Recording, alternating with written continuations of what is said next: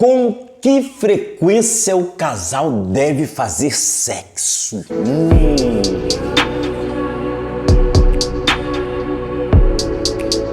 Ei, família feliz! Estou de volta aqui juntinho com vocês com mais um vídeo e com muita saudade de vocês, né? A gente teve um intervalo aí entre um vídeo e outro e hoje estamos aqui retornando com os nossos conteúdos e com esse vídeo bombástico.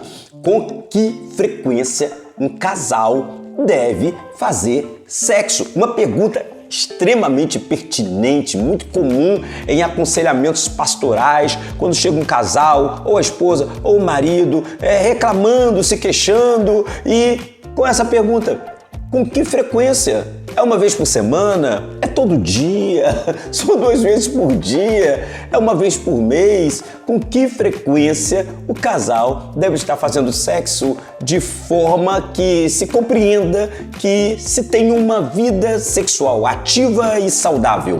Eu sou o Mano Keilo, teólogo, conselheiro de casais e casado há 28 anos com a mesma mulher apaixonadamente. Você está no canal Família Feliz e depois da vinhetinha, conteúdo pra gente.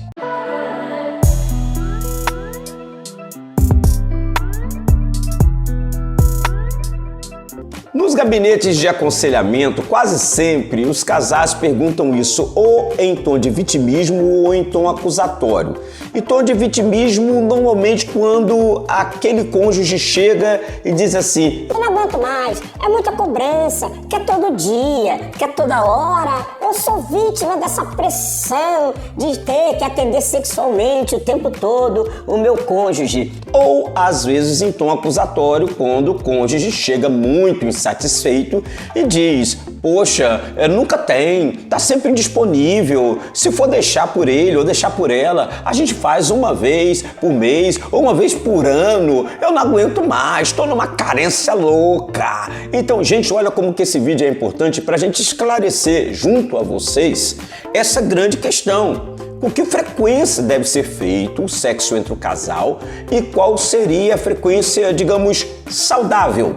Antes eu quero falar com vocês de percentual, né? Porque quando a gente fala de percentual, de pesquisas, de análise dos assuntos, a gente sai um pouco daquela coisa especulativa de opinião e a gente parte para dados que são mais precisos. Lamentavelmente, 80% dos homens reclamam que existe por parte das mulheres uma negligência em relação a essa atenção quanto à sexualidade do casal. E 20% das mulheres reclamam de, às vezes, serem esquecidas ou desprezadas sexualmente pelos seus maridos que são negligentes em manter uma frequência maior, né? Infelizmente, eu acredito, devido ao fato da nossa sociedade estar cada vez mais corrida e o ritmo da vida das pessoas está cada vez mais acelerado, inclusive profissionalmente, o percentual de maridos negligentes nessa área, pelo menos de nível de reclamação de esposas, está começando a aumentar. É homem negando fogo. Bom, então para início de conversa eu vou já responder para vocês aqui, é uma resposta tão polêmica quanto a pergunta. Biologicamente falando, biblicamente falando e teologicamente falando, não existe uma frequência padrão. Não existe um número de vezes que seja considerado o número ideal para que os casais possam se relacionar sexualmente. Apesar do grave, severo alerta bíblico de 1 Coríntios 7,5, onde assim nos diz a palavra de Deus: portanto, não vos negueis um ao outro, tratando aqui de se negar sexualmente, o homem à mulher e a mulher ao homem, exceto por mútuo consentimento, ou seja, acordo entre os dois, e apenas durante um curto período de tempo, a fim de vos consagrardes em oração. Ou seja, o casal tinha um propósito específico, uma meta, né, de consagração espiritual, ou seja lá o que for, em que o casal, em concordância, durante um curto período de tempo, vai se abster de estar se relacionando sexualmente. Logo em seguida, segue o texto: univos novamente, ou seja, volte à prática sexual, volte lá à intimidade do casal. E conclui-se assim o texto: para que Satanás não vos tente por causa da vossa abstinência, ou em algumas versões, por causa da vossa falta de controle, porque a abstinência gera falta de controle. É provado cientificamente que quando casais, pessoas que são ativas sexualmente, levam um extenso período se abstendo da prática sexual, elas começam a desenvolver uma criatividade sexual além do comum, ou seja, elas começam a mentalizar coisas pervertidas, criativas sexualmente falando, começam a desenvolver, vamos falar aqui de uma linguagem muito direta e clara, fantasias sexuais. E isso é um recurso que o cérebro tem para gerar um nível de satisfação que não é mais suprido pela prática sexual. Essas fantasias geradas pelo cérebro nesse recurso, nesse apelo cerebral, expõe tanto ele quanto ela a níveis muito maiores de tentação sexual. Daí a relevância do conselho bíblico de que não é legal que o casal se abstenha durante um extenso período de tempo. Mas eu sei que para você que está ouvindo esse vídeo dá a impressão que eu ainda não trouxe uma resposta muito clara. Afinal de contas, qual é o período de tempo? Esse tempo, como eu já disse anteriormente, ele não existe. Esse tempo é um tempo determinado por cada casal. É importante que você entenda que cada casal tem o seu relógio biológico que vai ser ajustado entre o casal. Vamos tentar entender isso aqui. Vamos considerar que a mulher tenha desejo sexual mais intenso 2 vezes por mês, ou seja, ela deseja o marido, procura o marido 2 vezes por mês. Vamos considerar que esse mesmo marido, ele tem desejo de procurar a mulher 1 vez por semana, ou seja, 4 vezes no mês. Esse casal vai se ajustar entre si, ok? Com certeza ela vai ter que ceder um pouquinho para ele, ou seja, ela vai ter que abrir mão das suas 2 vezes por mês de desejo e ceder pelo menos 1 vezinha a mais para o marido.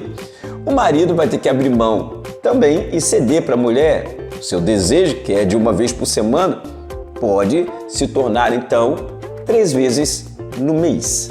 Então, nem as 4 vezes por mês dele, nem as 2 vezes por mês dela. Ou seja, o casal se ajustou e chegou na conclusão do seu relógio biológico sexual. São 3 vezes por mês.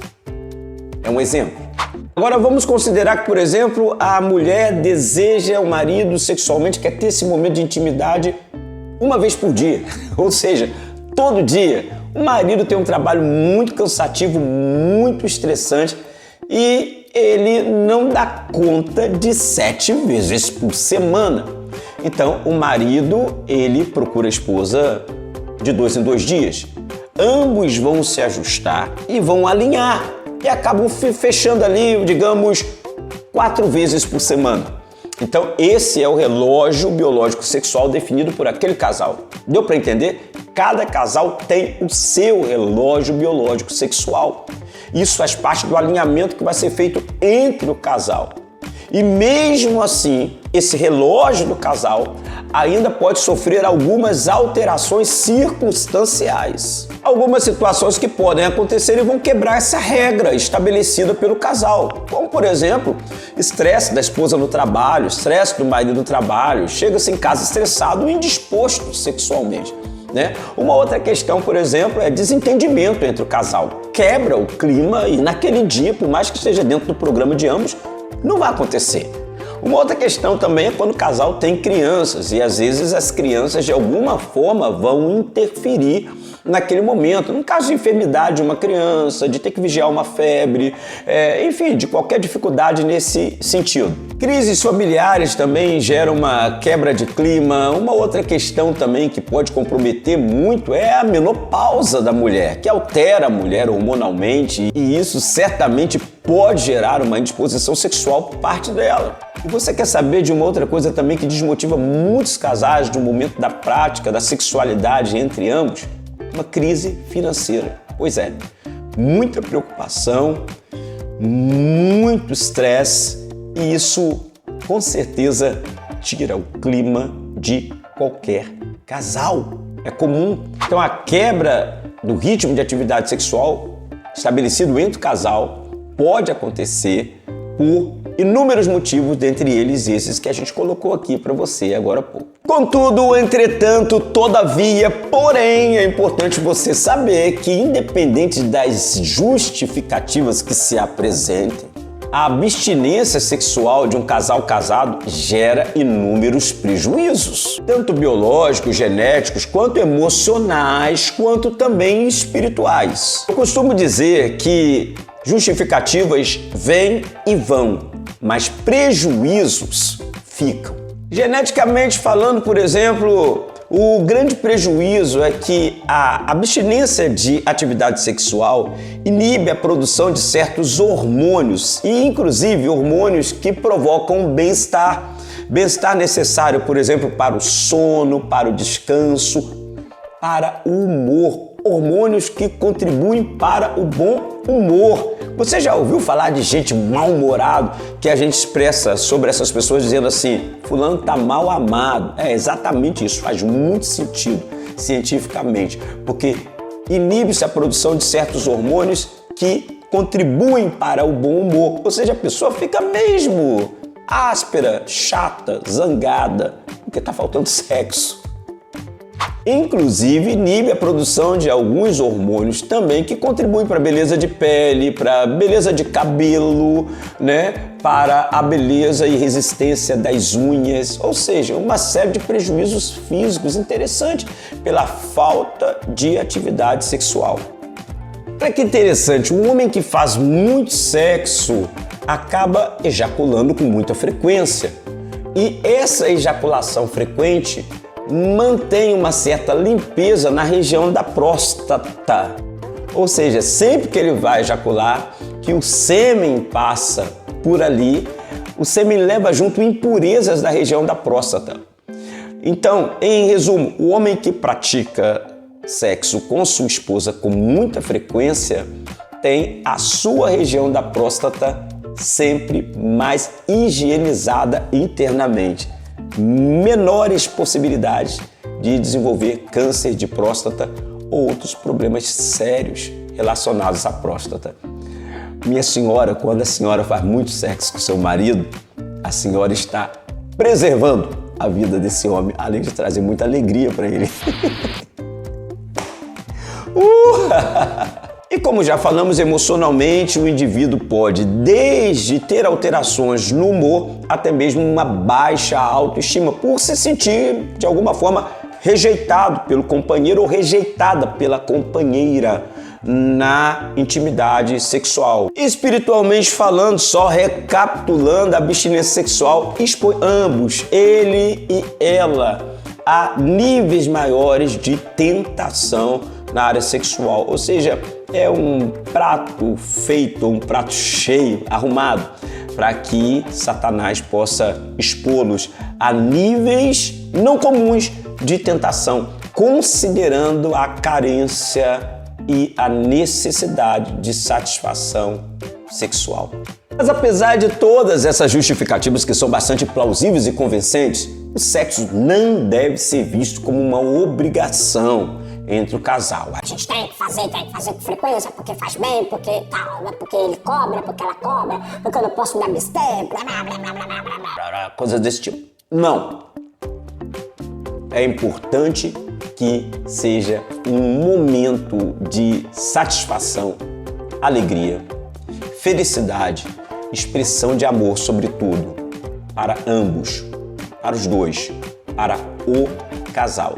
Entender que o sexo está passando muito longe de ser uma obrigação, mas é um coroar da relação do casal e uma prática que vai ligá-los cada vez mais intensamente em amor e intimidade. Bom, eu fico por aqui aconselhando você a curtir outros vídeos desse canal que estão à disposição, ok? A gente tem uma playlist top nesse canal com muitos outros conteúdos para você poder dar uma checada lá e também, é claro, disponibilizando para você o material que nós temos, tá certo, gente? Que com certeza vai acrescentar muito na tua relação.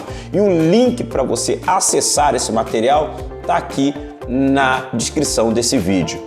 Gente, eu espero vocês no próximo vídeo. Não deixe de dar o like, curta aí, para que a gente continue fazendo esse trabalho, produzindo outros vídeos e conteúdos incentivado por essa força que vocês estão dando para nós. Se você não é inscrito no canal, inscreva-se no canal, faça algum comentário, inclusive de sugestão de próximos vídeos para a gente poder estar fazendo aqui. Enquanto eu estava aqui gravando esse vídeo, por exemplo, eu estava pensando, tem muitos casais que pela abstinência sexual, o cônjuge não compreender a necessidade do outro, acabam indo, por exemplo, para práticas como masturbação. Masturbar pensando no marido ou na esposa é pecado? Olha só que sugestão de vídeo top para a gente gravar, né, no próximo vídeo aqui do canal. Mas se você acha que é interessante, comenta aqui e a gente vai considerar. Gente, um forte abraço, até o próximo vídeo. Família feliz sempre! Até mais!